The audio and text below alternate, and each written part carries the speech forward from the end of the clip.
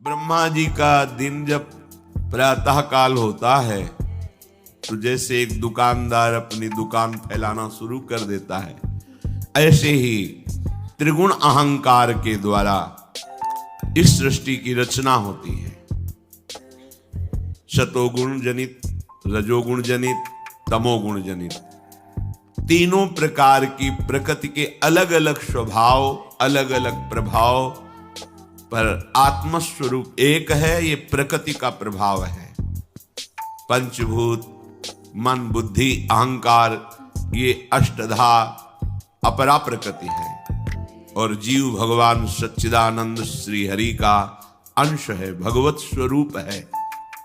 पूरे दिन ये सृष्टि का विस्तार होता रहता है। फिर जब रात्रि का समय आता है उसे प्रलय कहते हैं। ब्रह्मा जी का समय 4 अरब 32 करोड़ वर्ष का एक दिन होता है। अपने मनुष्य वर्ष से 4 अरब 32 करोड़ वर्ष का एक दिन होता है और 4 अरब 32 करोड़ वर्ष की एक रात्रि होती है। दिन में सजाते हैं संसार को और रात्रि में प्रलय होती है। ऐसे एक दिन रात, फिर एक वर्ष, ऐसे 100 वर्ष की आयु ब्रह्मा जी की। जब 100 वर्ष की आयु होती है तब महाप्रलय होता है। ब्रह्मा का भी नाश हो जाता है। नाश का तात्पर्य जो ब्रह्मा स्वरूप है वो भी लय होकर हरि में लीन हो जाता है। केवल हरि, केवल हरि, दूसरा कोई नहीं। तो जब रात्रि का समय आता है 4 अरब 32 करोड़ वर्ष बाद, तब प्रलय होती है। कितना भयानक कष्ट है प्रलय में। हमें तो कष्ट ही कष्ट है। अगर मुक्त नहीं होते तो कष्ट ही, मरना कष्ट, जीना कष्ट, फिर जन्मना कष्ट, फिर रोग कष्ट, विषाद, हर्ष, शोक, भय, मान, अपमान, पूरा जीवन, पूरे जन्म के जन्म जब विचार करके देखो तो यहां कष्ट किसी वक्त कुछ हाथ नहीं लगता है। पूरा जीवन हो गया कमा के, मर गए, फिर कुछ नहीं, फिर नई पढ़ाई, नई योग्यता, नया धन, नया परिवार, फिर मर गए, फिर कब से चल रहा है। अच्छा, ये ही चलता रहे, इतना ही नहीं, एक बार इसके बाद फिर प्रलय होता है।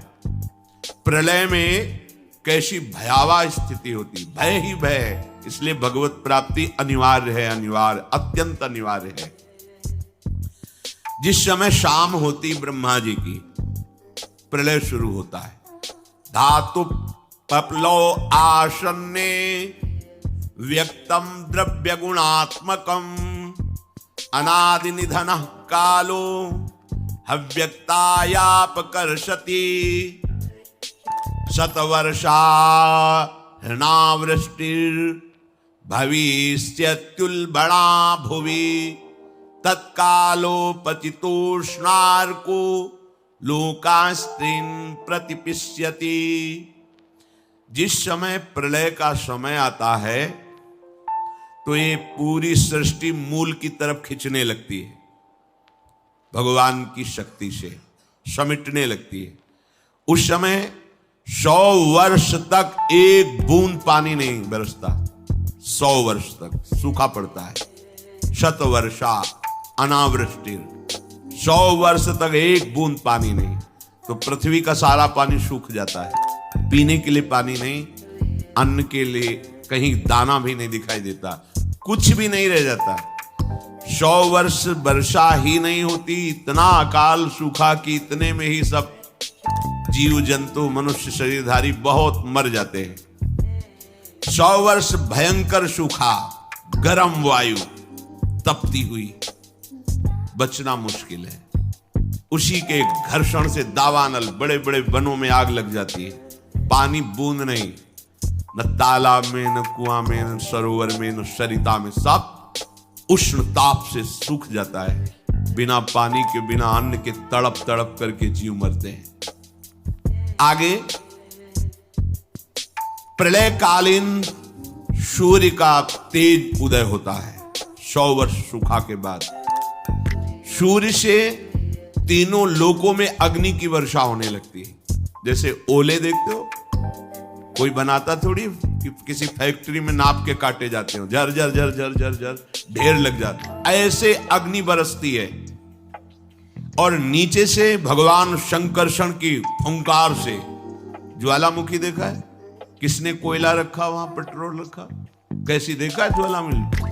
धधकती हुई बहती हुई आग, ऐसे नीचे के लोगों से आग प्रकट होती है, भस्म करते हुए सब लोकांतर को ऊपर बढ़ती चली जाती है। ज्वालामुखी देख के हृदय कांप जाएगा। भारी अग्नि, ये जलाने वाले अग्नि से भी तापमान उसका कई गुना अधिक होता है। कुछ भी पड़ जाए सीधे आग लग जाएगी, सीधे भस्म हो जाएगी। नीचे से पूरी की पूरी पृथ्वी ज्वालामुखी हो जाती है, ऊपर से सूर्य आग बरसाता है। 100 वर्ष तक अग्नि की वर्षा रहती है। पहले 100 वर्ष तक सूखा, उसमें जो कुछ बचे अग्नि की वर्षा, भस्म हो गया पूरा का पूरा। ये 14 भुवन सब भस्म हो गए, नीचे से ऊपर तक। ये स्वर्ग लोक, महालोक, जनलोक, तपलोक सब, क्योंकि ये प्रलय है। ब्रह्मा जी भगवान के नाभि कमल पर विराजमान है, सारी सृष्टि भस्म हो रही। 100 वर्ष तक अग्नि वर्षा ये होती है। अब जैसे कहा जाए कि नीचे से अग्नि निकलेगी, अगर हम ज्वालामुखी ना कहें तो आप अनुमान भी नहीं लगा सकते। ऐसा कैसे हो सकता है? देखो ना, फोड़ करके अग्नि कैसे प्रांत के प्रांत को भस्म कर दे। और वहां एक जगह से निकलती है पहाड़ों में, या पूरी पृथ्वी ज्वालामुखी हो जाती है। जगह जगह से अग्नि भगवान शेष के फुंकार से, ऊपर से भयानक अग्नि तपती हुई बरसती है। जैसे ओले बरसते हैं ऐसे अग्नि बरसती है। लोगों को तपाने वाली भगवान शेषनाग के मुंह से निकलती हुई प्रचंड लपटें नीचे के लोगों से जलाना प्रारंभ करती हुई इतनी ऊंची बढ़ती हैं कि समस्त ब्रह्मांड को भस्म कर देती है। भगवत प्राप्ति अनिवार्य है। अगर ये सुनकर के तुम्हें भय नहीं लग रहा तो भगवान की माया ने विशेष जकड़ रखा है। कहां हम जाएं? एक ही जगह है भगवान की शरण। हमारी कितनी दुर्गति है, हम सोच नहीं पा रहे। कब मर जाए कोई पता नहीं। कोई हमारा मित्र है पता नहीं। हम जिसे मित्र समझते हैं वो धोखा दे रहा है, वो शत्रुता का कार्य कर रहा है। जिसे हम सगे संबंधी वो सब स्वार्थ में। कौन है मेरा, क्या है मेरा? विचार करोगे तो अभी भयभीत हो जाओगे। वो भयभीत होना मंगल है, क्योंकि जो शभीत आवा सरनाई, रखियो ताहि प्राण की नाई। यदि भयभीत होकर भगवान की शरण में चले जाओ तो भगवान जैसे अपने प्राण बहुत दुलारे होते हैं, ऐसे शरणागत का दुलार श्री भगवान करते हैं। एकमात्र हमारे बचने का उपाय भगवान के वचन से समझ लीजिए। वो कह रहे मामेव ए प्रपद्यन्ते माया में ताम तरन्ति। केवल मेरी शरण हो जाओगे तो मैं बचा लूंगा, नहीं तो इस भव समुद्र से बचना बहुत कठिन है। बड़ा दुखदाई है, अभी समझ में नहीं आ रहा, बड़ा दुखदाई है। कार में बैठे बैठे मुस्कुराते हुए पूरा परिवार जा रहा है, अंदर से पता नहीं क्या हुआ, कार में आग लग गई, सब भुन गए पूरा परिवार। प्रतिपल भय, प्रतिपल दुख, प्रतिपल अशांति, मृत्यु हमारे सिर पर सवार रहेगी जब तक भगवान नहीं मिल जाते। यही अवसर है मनुष्य जन्म में, आप भगवान को प्राप्त कर सकते हो। इस छोटी सी आयु में, छोटे समय में, बिना प्रयत्न के भगवान की प्राप्ति आपको हो जाएगी यदि शरणागत हो जाओ, हृदय से शरणागत हो जाओ। भगवान से भी कृपालु हमारी लाडली जो है, बचा लेंगी, सब दुखों से बचा लेंगी। निकुंज में किसी भी महाप्रलय की अग्नि का प्रवेश नहीं होता, चिदानंद धाम है। किंचन मात्र माया पवन का प्रवेश नहीं है, ब्रह्मा के द्वारा रचित नहीं है, शेष भगवान के फण पर नहीं है, चिदानंद धाम है। वहां हमें बुला लेंगी श्री, और वहां बुला के लेंगे। हम पहुंच चुके हैं, बस सावधान हो जाएं, पीछे न लौटें। तो हम आ गए हैं, श्री जी के दरवाजे पे आ गए हैं।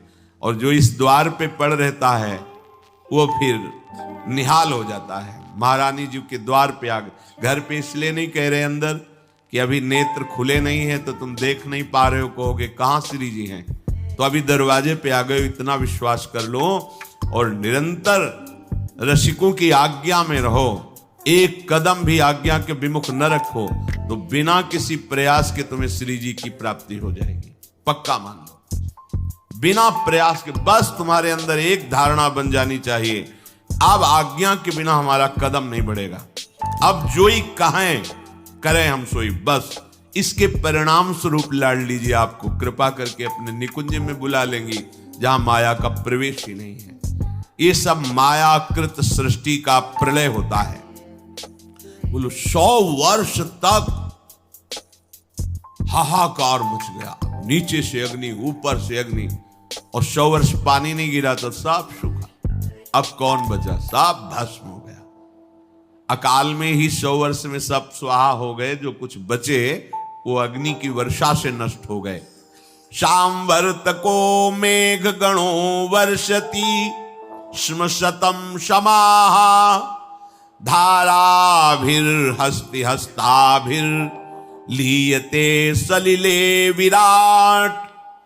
100 वर्ष अग्नि के बाद फिर प्रलयंकारी मेघ, जिनको शांवर्तक कहते हैं, वो हाथी की सूंड के समान धारा बरसाते पानी की।